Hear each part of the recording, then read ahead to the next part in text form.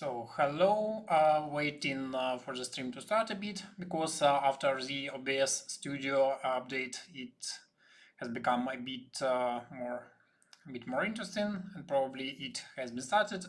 So hello, and today we are gonna to talk about the alternatives to the default Azure OpenAI library for the .NET 8 applications. So because now we have the .NET 8 in release.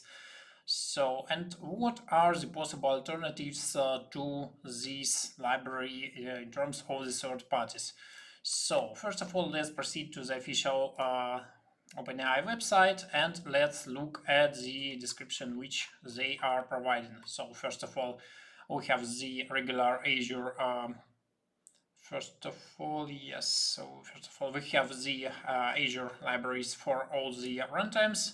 So the Azure does provide the libraries both for .NET, JavaScript, Java, Go, and maybe some other languages could be there also. But if you look at the .NET implementation of this library, so we will see that there is a lot of better stuff for now. And of course, not all the new functions of the OpenAI are supported by this library. So of course, it's a good choice, but still it lacks some functionality, and as far as I have mentioned, it's still in the beta stage. So, and for now it's not released, so hopefully it will be released in the nearest future, but let's look at the other solutions. The other solutions which are here under the community libraries are listed just as these three ones. So of course they providing such a message that these libraries are open source and use them at your own risk. But of course, if this library is well maintained by the community and it has a lot of both contributors and projects that are using this library, so of course it shouldn't be harmful for the application. So let's proceed with these three ones. So the first one, which I will be showing today in more detailed way, is the Betalgo OpenAI. So it has this NuGet repository, and here we see the two packages. So here is the main one, and here is the utility one. So of course we need just this one. So let's open it and look at the version history and the usages. So as far as we can see, there is a lot of downloads, and of course it has, let's navigate to the version. So it's pretty updated. So it has the regular updates, and the last update was downloaded, so 3000 downloads for the 12 days. It's pretty much for such a project. So, and if we look at the functionality and the release history, they had probably, yes, here, maybe let's navigate better here.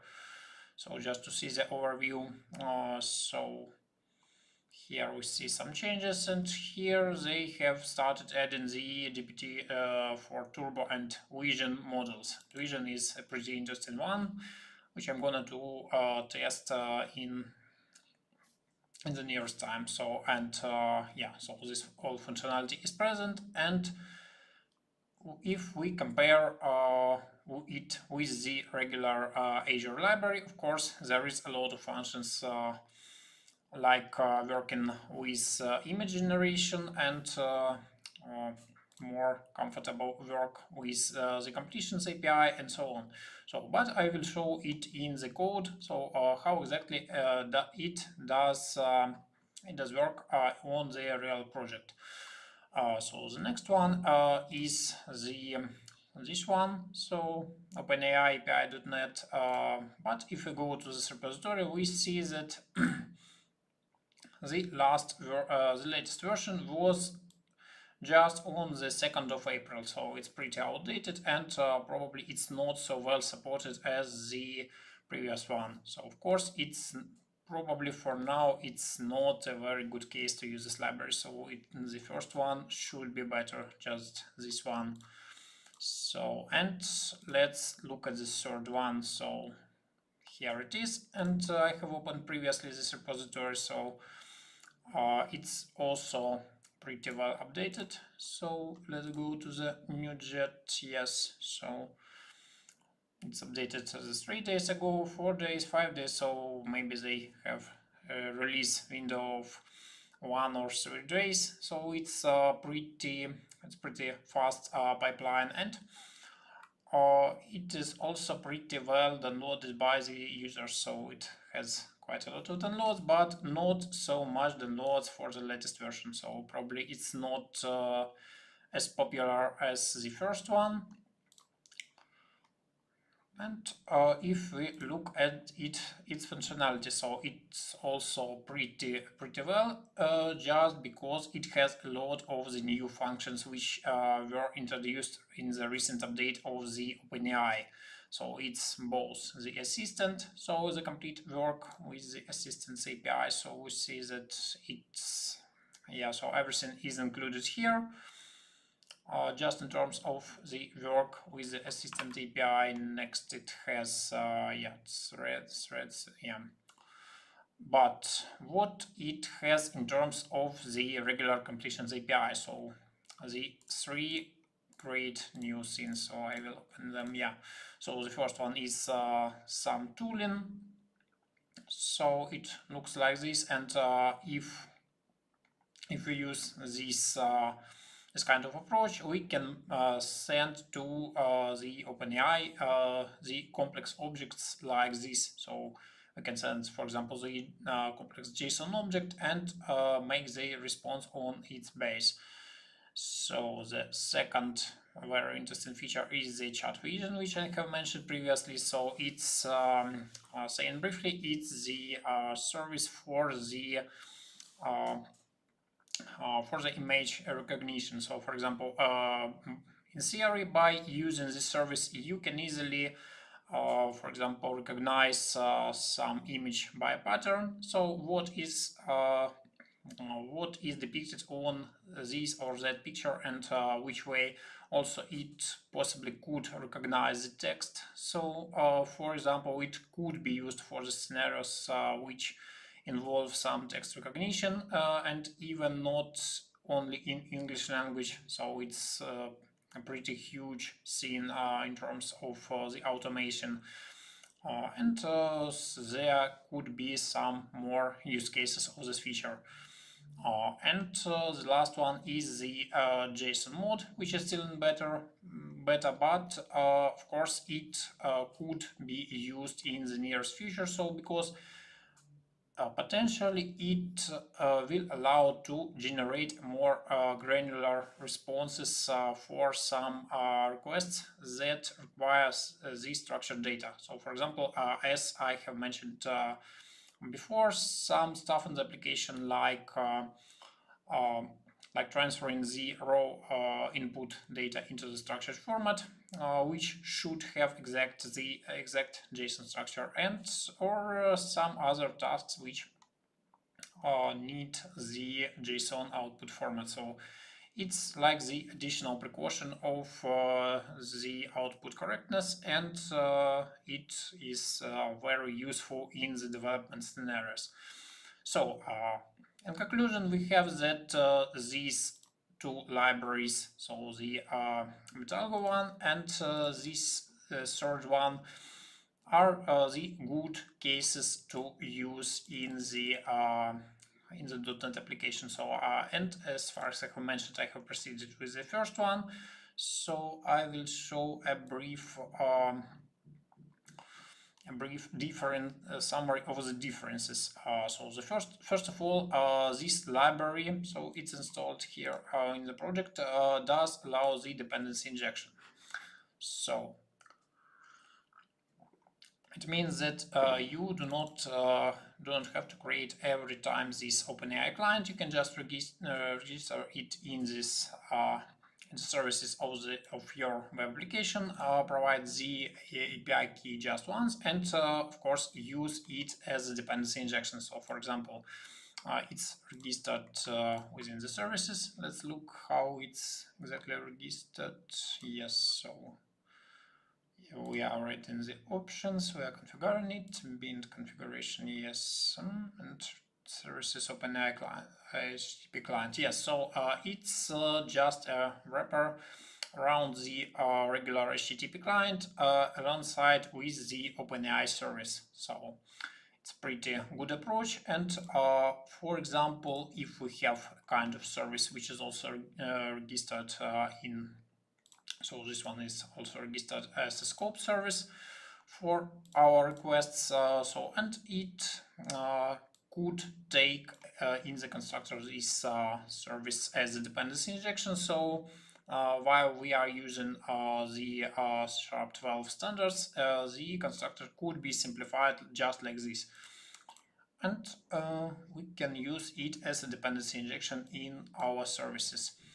The next cool thing that this library provides us the complete list of the possible models. So, for example, if we just look at the autocomplete here, so we will see that there is a bunch of models. So yes, and it includes even the most recent ones and the ones that are kind of outdated, but still all the versions are present in this list, so you can easily select the one which is needed, for example, for test and development or research, and you will not be missing something in the, so you will not have the typo in the model naming, so that's also great. And also the cool thing about this stuff that if, for example, we will look at the code which we are using to obtain the result.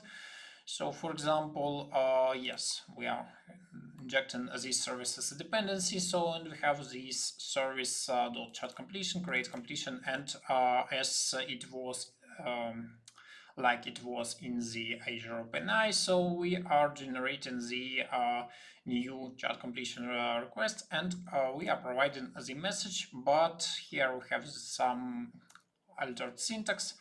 So when we're creating the message, we are typing the chat message dot from user, and this one could be from user, from assistant, from function, or from system. So for now we are using the user output, and we are providing the model. So the model, of course, it should be provided of as a property of this request. So, and these are the main changes if we are going to use this third-party library instead of the Azure one. And of course, it should work just as it was in the Azure one. So, for example, let's try a bit. So let's use just the same functionality. Let's copy the prepared plain text CV and let's try. Yes. So we have this data, and let's wait a bit for this data processing. So as for me, I think that the next cool feature which it should be tried in terms of this application is the Vision API. So because there could be potentially pretty a lot of cases when some data regarding the vacancy or CV or some stuff like this could be sent in the image format. And of course, it would be a nice feature if this application could recognize the text just from the image, so not only from the plain text, but also from the regular image. So, and as we can see, the data is successfully transcribed as our model. And for example, we could try, yes. So, and our plain text CV is successfully transferred to this model with all the data included regarding the candidate and the list of skills which this candidate has. So that's great. And yes, and as far as I have mentioned, the next one should be the Vision API in terms of the image recognition. So, and this of course will be in the next videos. So thanks for watching. Hopefully this guide would be useful for you when you will start your work with the .NET and OpenAI. So if you have any questions or ideas, you are free to message me, and I'm really would be glad for the discussion. And